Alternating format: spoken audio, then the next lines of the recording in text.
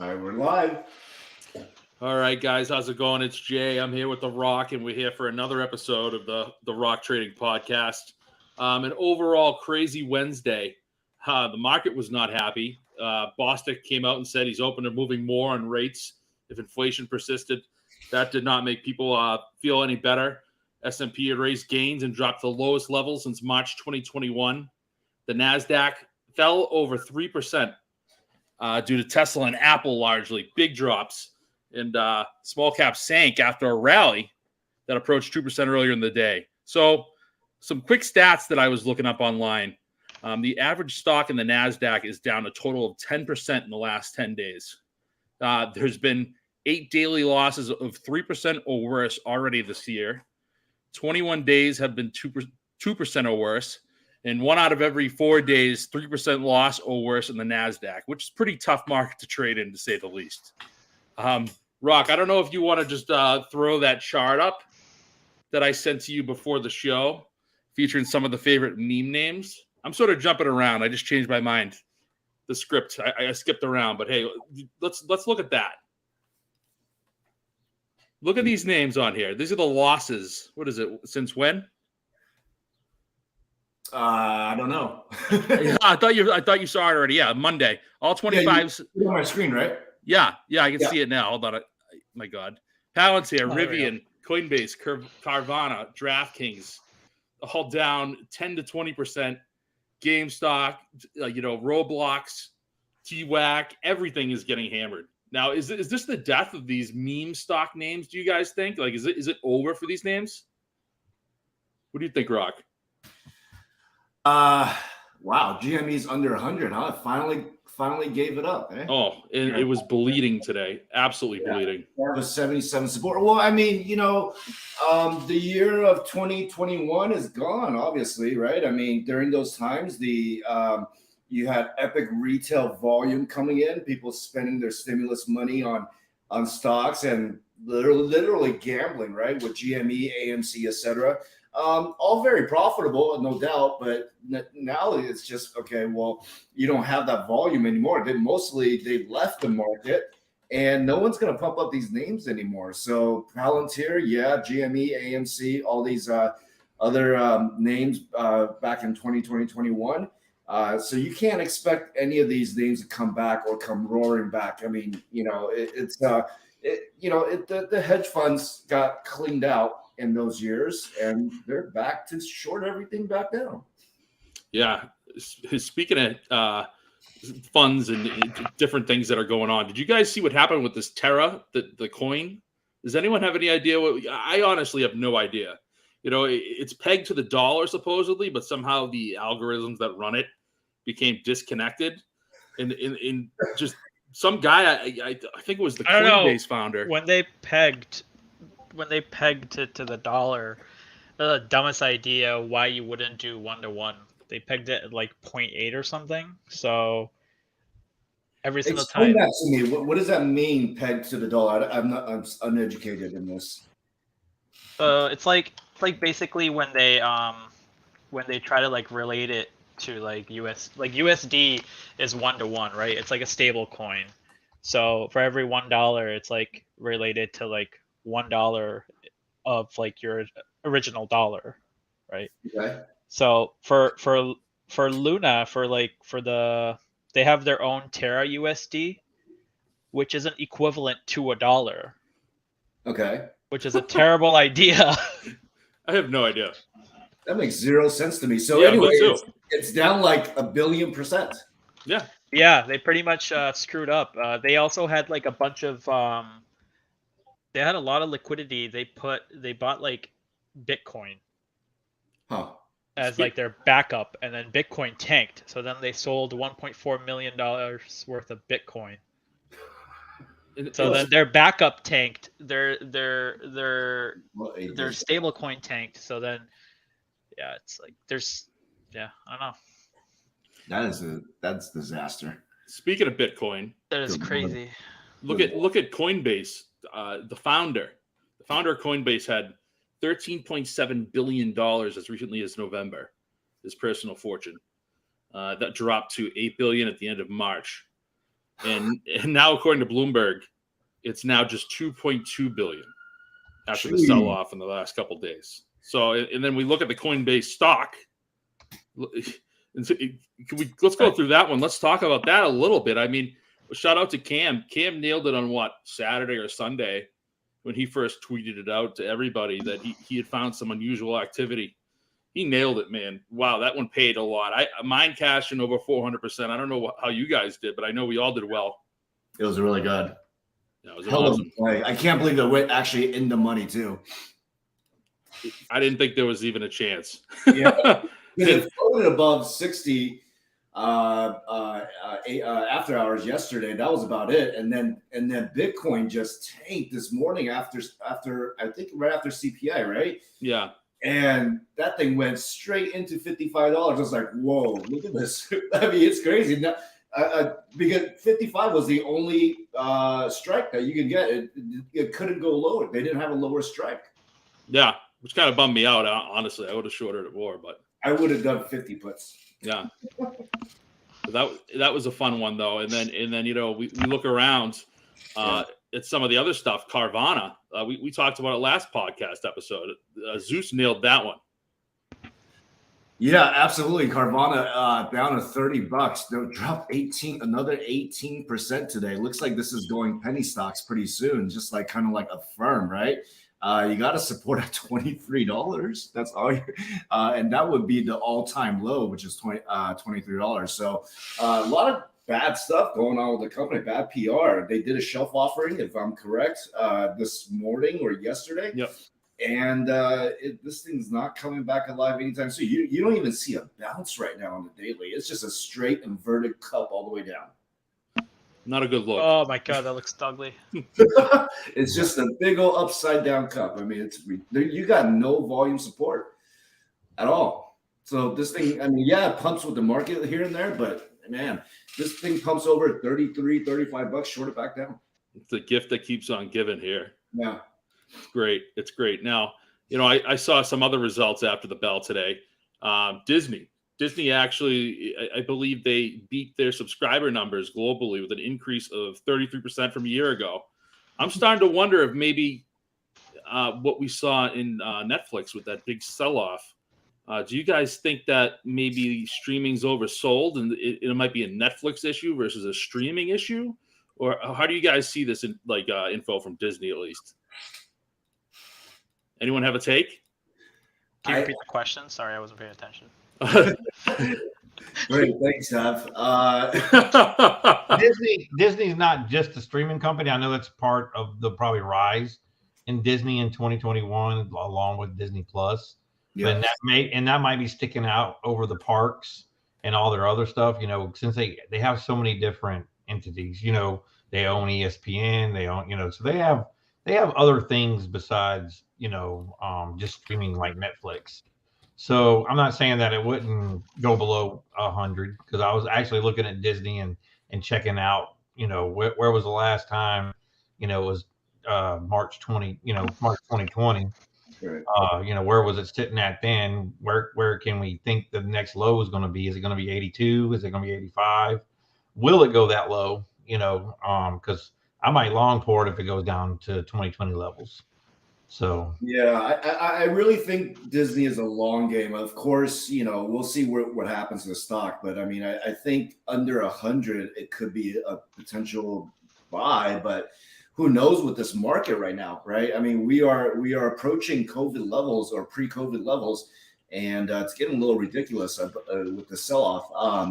So with Disney, you're looking at, okay, if it breaks that 100 and there's supports down here at 80, I would think that would be the bottom of the market.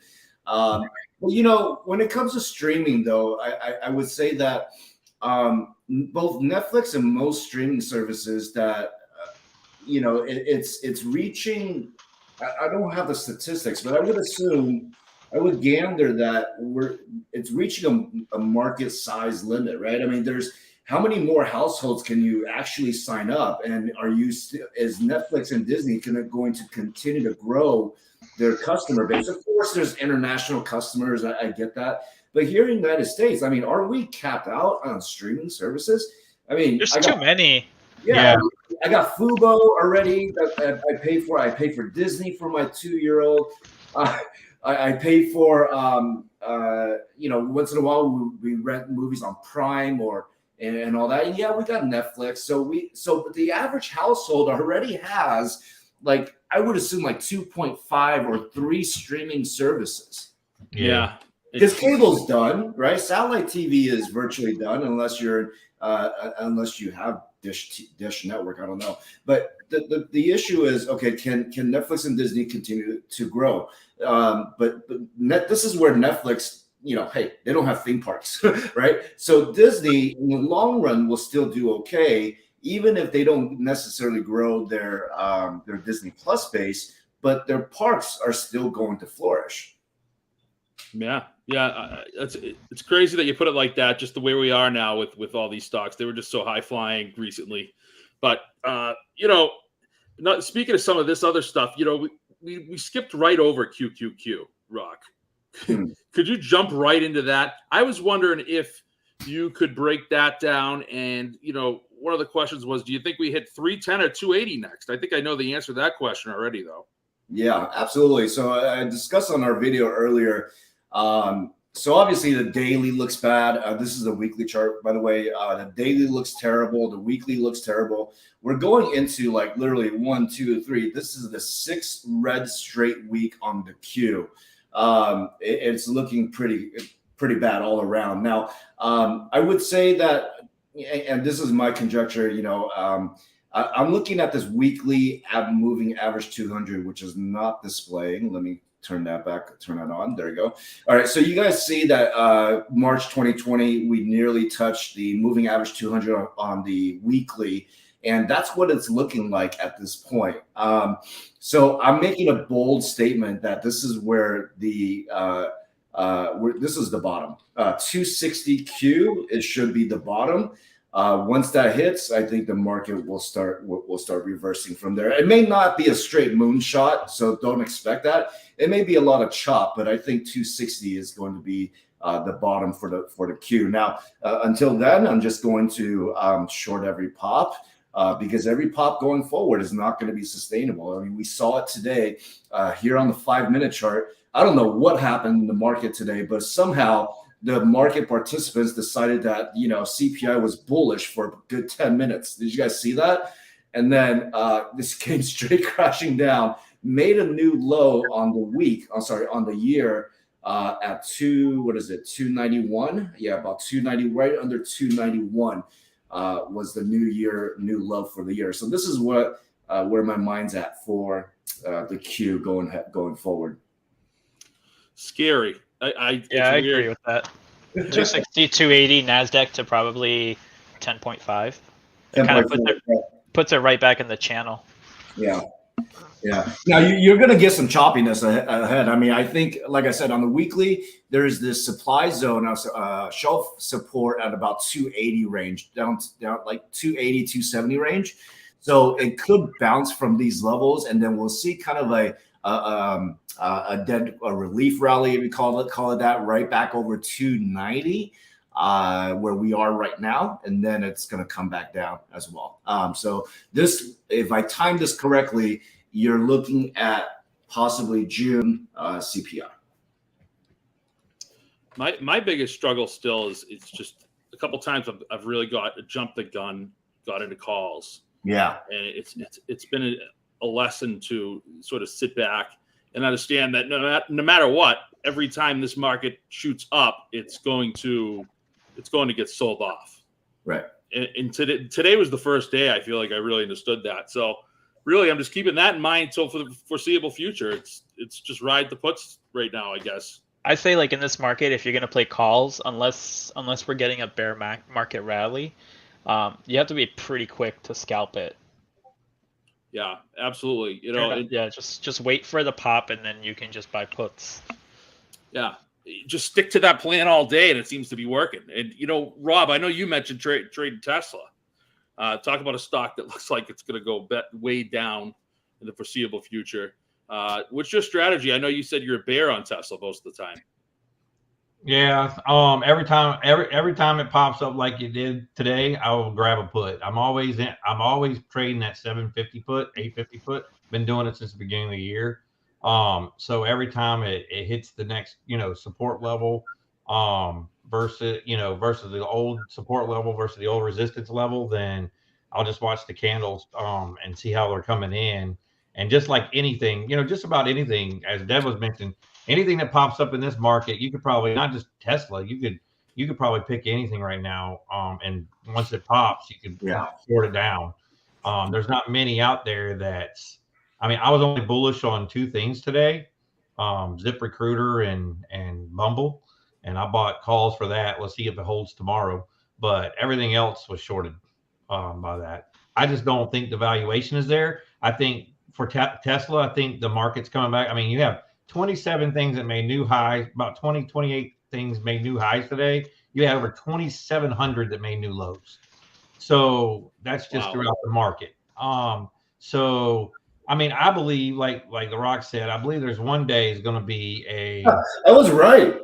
Yeah. 675 is coming. Yes. And I'd love to see that. I'd love to see Tesla at 500. I don't think it's going to make it there, but no way. They're going to buy it at 700. Yeah. So, Dev, I also drew my line at 800. Thought everybody was going to buy the 800 pop, but as you can see, that didn't happen. No, not on this. I don't think everyone's. The market hasn't really been any standard, but by the time maybe we get to like 675 or 700, there's going to be buyers probably around that. I remember when people were saying buyers at 1,000, buyers at 900, and then once it broke, I'll tell you this: the buyers are not coming in anymore. Tesla's done, and it's shooting down to 500 in that rough area. I think it's going to get smoked. I think it's finally stopped hiding from the rest of the market and is really going to tank soon. Well, listen, you got 700 fast, quickly approaching here. So there's going to be that double bottom bounce, obviously, right? We can forecast that. So if this 700 hits tomorrow, I think the market will bounce. There are people will be buying up Tesla for the bounce, scalp it back to support, which now becomes resistance, which will be 730-ish, and then boom, back down 700. That's what it's looking like so far. That looks good to me. It's gonna be crazy. Let's see what else I got here. Jay's like, screw buying a house. I'm just gonna put it all in Tesla. That sounds good to me. Then I could buy 2 houses. Speaking of that bio, I was thinking about you, and you once gave me a list of great. I asked you for some of your favorite, I think, growth names, like the Datadogs of the world, etc. I can't remember what you gave me. But I was wondering, at what point do you think of start buying those names? When does it scream buy to you for those names? I think Datadog. A lot of growth kind of has to cycle out. I would probably wait for one more Fed hike and then one more CPI to see, because CPI is a little bit delayed. So we had an expectation of 8.1 today, and we ended up being 8.3, right? So It's still lower than last month, but it was higher than what they expected it to be this month. So if next month, if the 50 bips actually does do something, let's say, then next month it should be better. And they're obviously going to change the expectations for next month based on what we got here. So I think once we see good numbers, it's good to buy. I'm actually trying to DCA into names I like right now. Just maybe buy like 1 or 2 shares every red day, because the more it keeps going down, the more you can average it down. That's what I've been trying to do. So okay, Kathy. Okay. I'm not holding any of her companies except Tesla, but that's fine. Don't get defensive now. Does she still have a hood? She does. You know what's up with her though, right? I'm sure she doesn't want to sell Tesla, but her own rule is like she can't have more than, I think it's like 10% of any allocation in her fund. Mm. So when Tesla pumps, everything else dumps. She has to sell Tesla so that she can profit off of it, and then she uses that to dollar cost average down on her other investments that are garbage. Oh boy. I mean, she bought GM. Why did she buy GM? She sold Tesla and bought GM. Well, GM is making a push, right? GM, Ford, they're both trying to come after Tesla. You know. Maybe that's her hedge. Yeah, 8 years late to the game. Can I give you guys some stats about ARC real quick? So I don't want it. It's ugly. ARC is down 60% year to date, nearly 76% below its high in February 2021. It traded at 37.98 mid-afternoon, 8.6% above its low of 34.69 in March 2020. Look, it's crazy how bad her fund has done. And they still had what, $2 billion in inflows. Like, can you look at the chart? Can you do the daily and look at the chart like to the left? I feel like is there any support past 30 past 41? 33. 30. Yeah, this would be pandemic lows would be 30, 33. So it's quickly approaching. I mean, it could get there tomorrow. And below that, well, that would I don't see anything really. I'm kind of laughing. I mean, I can't. Back in 2016, it was $19. $20. That's a steal if it goes down that low. So yeah, under 33 will bring you to 30 pretty quick. Yeah, and if the market keeps tanking, then yeah, you're looking at a $20 fund now. ETF. I'm just shocked looking at that chart. Moment of silence. Speechless. Ugh. Anyways, so. Look at the weekly. Affirm.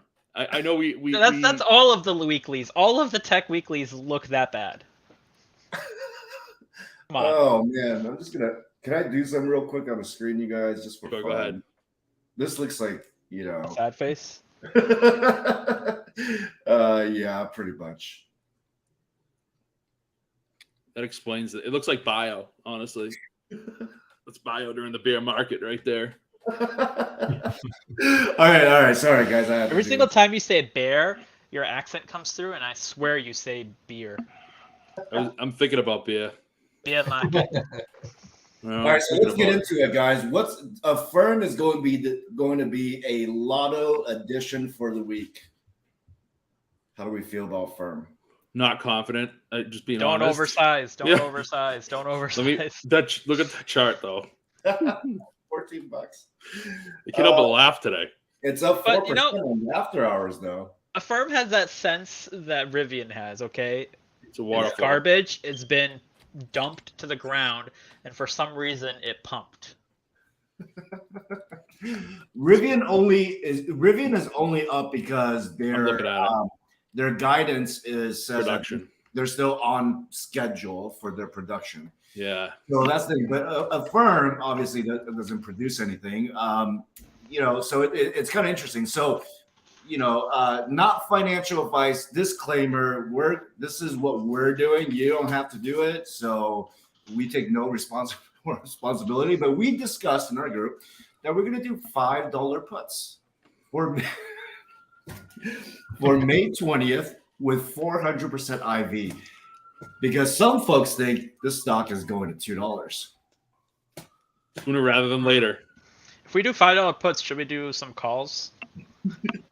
No calls. The market's going to zero, bio.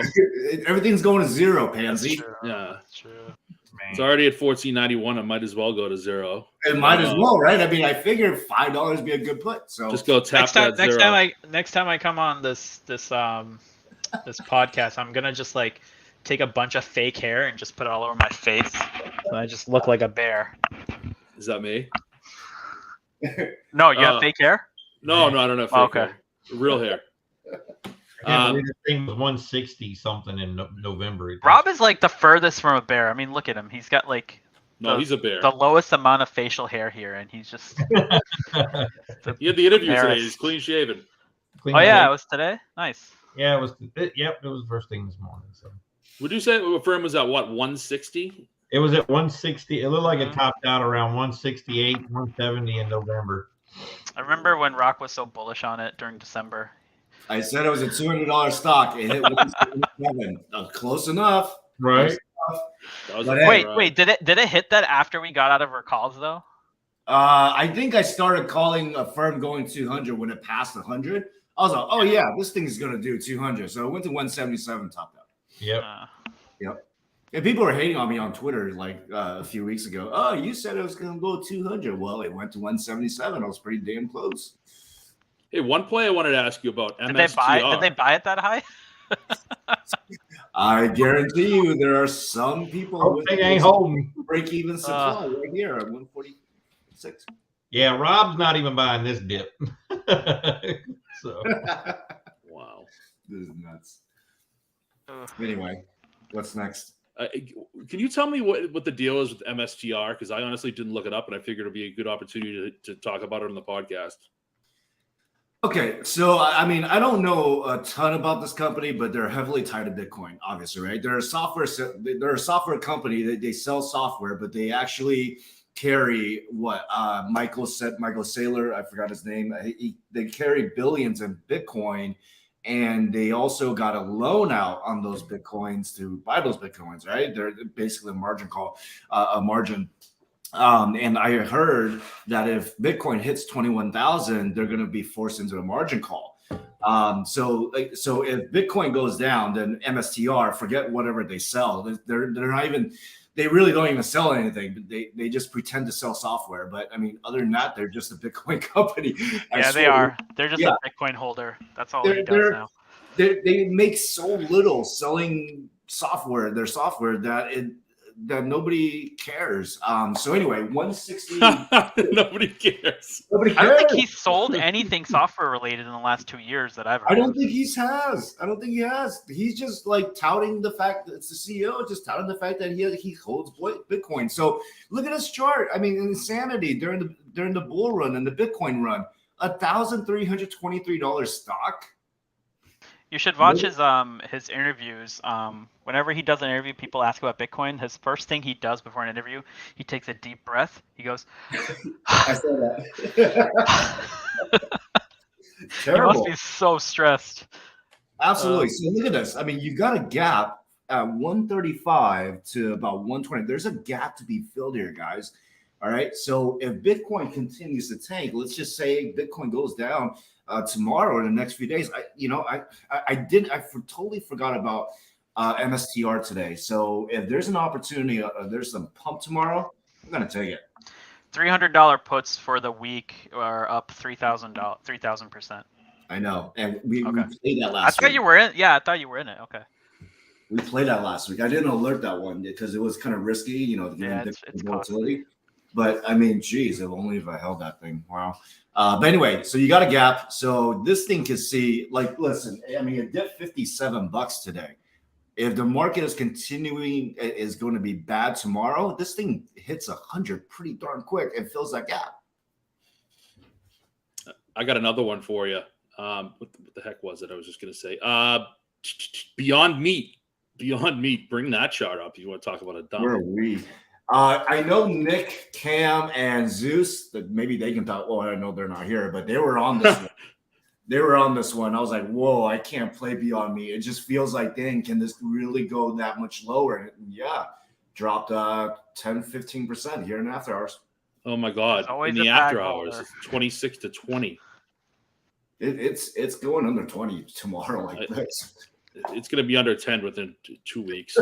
Everything's going to zero, guys. Everything is going to zero. Just keep buying puts, Bio. I trust us. All right. Just find it. Yeah, keep doing that too. Let's see. Yeah, I mean that's what I do. DCA with long puts. Okay. What's the name of the sector that like Target, Walmart, what is that? Let's see. Consumer staples. Yeah, consumer staples. Like I wanted to go over those names today. Walmart, Target, Costco. Ooh, that's a wedge. I'm seeing some things changing in the staple world here. Look at these charts now.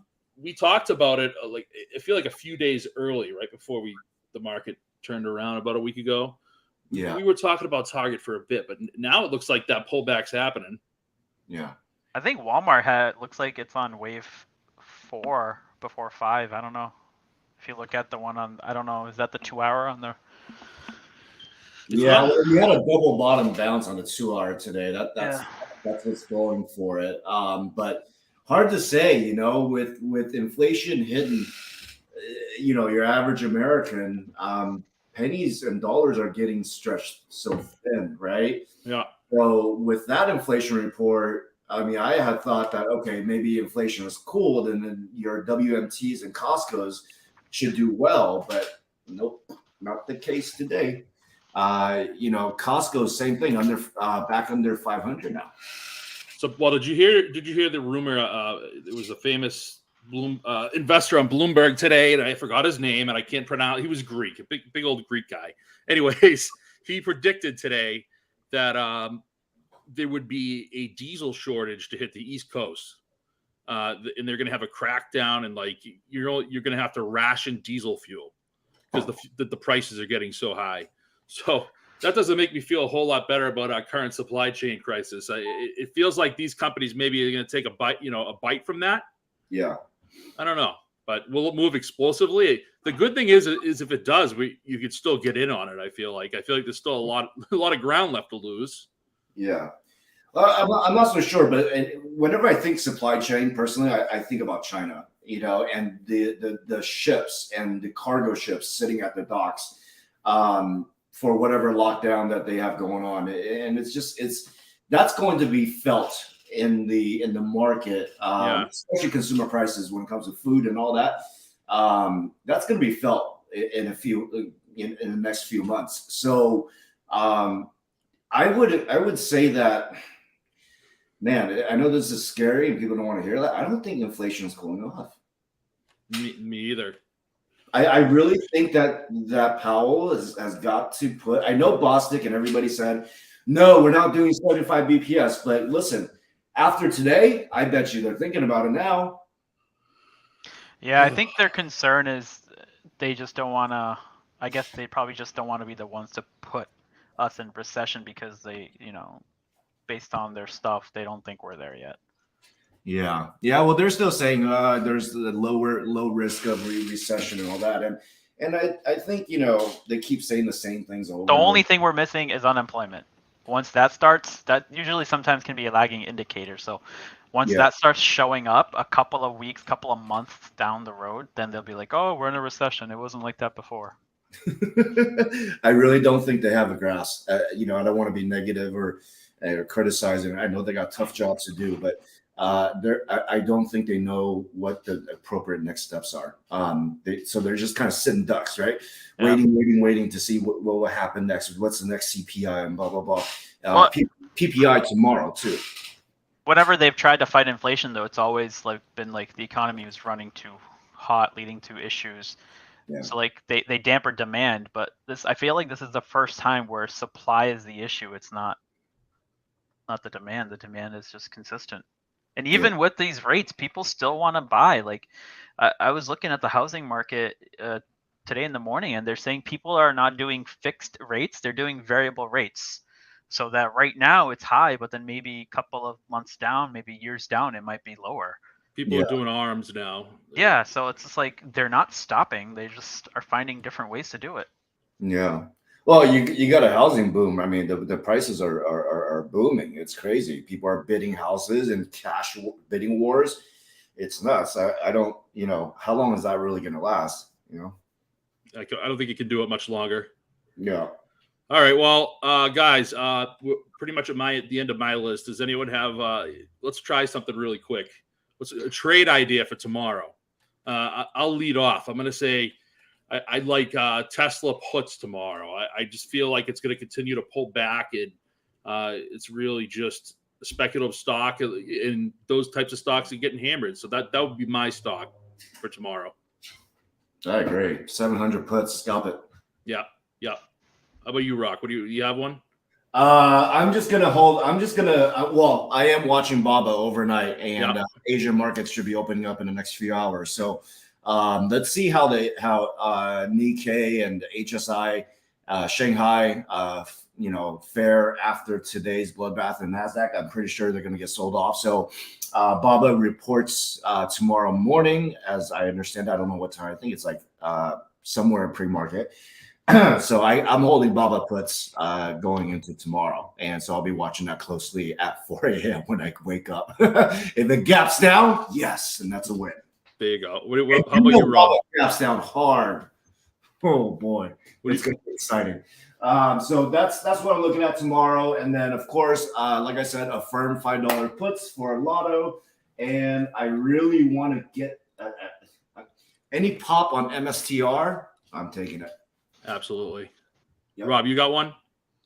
I'm not. I'm just watching what I have. I will watch Tesla puts. Baba. I'm still going to watch ZipRecruiter and Bumble. They reported after hours today. I took some calls. I'll probably take those off the table. Hopefully, they continue to run. Both are up about 7-10% after hours right now. Wow. So I took some ZipRecruiter 1750. So hopefully it takes over. Continues over there, and I took $20 ones. A couple weeks out, of course, because I'm the safe guy. And then Bumble's up. As long as they keep going. That was a pretty big beat, I think. If I saw it. Yep. Bumble? So Bumble did pretty well, yeah. So Bumble, they've been flirting with 20 in the after hours right now. I took it right at the bell, so I got it. I got the $20 call right around the 1765 mark. So I should be sitting pretty anyways because it is a couple weeks out. Nice. So did you guys? Sorry. Go ahead. My bad. No, I was finished. You guys see App Lovin'? I don't know what they do. I like the name. It must be Mick Lovin'. I have no. What do they do, Nev? Software, right? I don't know. I mean, apps. They build apps. No, yeah. They build. App it's like they or build apps? waterfalls. That's not the same app. I know apps. I don't know app. Oh, yeah. I don't know. That's two different ones. Up 25% in the after hours, even though they missed earnings like crazy. They missed, and then the stock jumps because there's I guess there's it's a mobile software company called they're actually known as App Lovin'. App Lovin', yeah. McLovin. So the negative EPS 31 with a 0.08 estimate. EBITDA is up. Revenue did beat. Okay, my bad. Revenue did beat, and they announced a 750 million buyback on shares. And I'm just glad I didn't buy the $20 puts. Because I was thinking really hard about this. Man, this looks so juicy. $20 plus, let's do it. Wait, Victor is asking if you're still holding on to if you got rid of Costco. He thinks he might have missed a call out. What? That was like, what, 2 weeks ago? This was 2 weeks. This was last week. Oh, I did Costco on Monday. Sorry, I did Costco on Monday. Sorry, Victor. It was doing up. It was doing well. Just hold. That's the other reason for App Lovin'. It looks like they also want to sell. They might sell. The executives want to sell one business to gear up for another business. Oh, okay, makes sense. I think whoever's playing. I also expect to have. Yeah, I mean, well, see, that's the thing, right? You got to be careful with these earnings. I mean, sometimes the charts. I mean, most times the charts really don't matter, right? The companies can pull some magic trick in the hat, right? And say, oh, we're going to buy back shares. Oh, we're going to split. Oh, we're going to do this. We're going to buy another business or sell this business, and all of a sudden the market pops. And they're pumping it. They're saying they expect to do $2 billion from their software business alone in 2023. So it was their 4 or 3. So maybe they're getting all, the people that's been beaten, but then their revenue, their forecast has been crap. They've been, and everything's been taken. So this one they stunk it up, but yet they knew to blow up the forecast so they could pump the stock up. Yeah. If anyone wants an idiot-proof play, maybe look at VIX short-term futures ETF, UVXY. As much as I know I hate VIX. UVXY. Yeah. Oh, I saw UVXY's calls come in today too. Yeah, I think they sold puts a lot. Like they sold a lot of puts that they were holding. Then they bought some $20 calls. Yep. So that's an easy no-brainer play. VIX goes up, this thing's gonna fly. Ooh, this looks kind of juicy. Nice cup and handle, right? Yeah. Yep. Above the moving average 200, close right above it. So whoever said I hate VIX, I do hate it, but I can play a call on it. That's bullish. Yeah, on VIX. I played $20 calls up to the March one. In February, I paid $20 calls on this one. It paid nicely. The other one is VIXI. VIXI also looks similar. That's another short-term futures ETF for VIX, but that chart also looks similar on the same time frame. Goodness gracious! Yeah, I never look at VIXI. I always just look at VIX. But I think last topic, and then we can get done here. But I don't know if you guys noticed this, but VIX was actually headed down. I'm sorry, it was. I'm sorry, how do you say it? It was like diverging with SPY today. Basically, as VIX was going up, SPY was going up, and Qs was going up. At multiple points this morning, I saw that happen. That was really weird. And I try to. I don't know. Do you guys know why that happens? I think it seems to happen when I notice it most is when the market sort of undergoes like a big, transition with a ton of volume. I don't really know why it happens, but that's when I notice it. I feel like it's when it's a shorts rally, if anything, or shorts covering. I don't believe it as a true rally because I know that when VIX is up and then SPY is up, that means there's still fear. So who's buying? No one's buying. Everyone's selling. So something's not right, or there's some sort of a bearish divergence that we're not seeing. Or people are not looking at. It's a volatility thing. That made me very suspect this morning, and like, why was that happening? And so it made me even more bearish on the day. I was like, something right here. All right, Hey Rock, what do you think? You want to wrap things up today for the show? Yeah, go ahead. We're done. All right, guys. Thanks for tuning in again. Subscribe, like, and give us 5 stars, whatever the heck your streaming platform does, and share with your friends. We appreciate you listening. And have a great rest of your night. All right. Good night, everyone. Bye.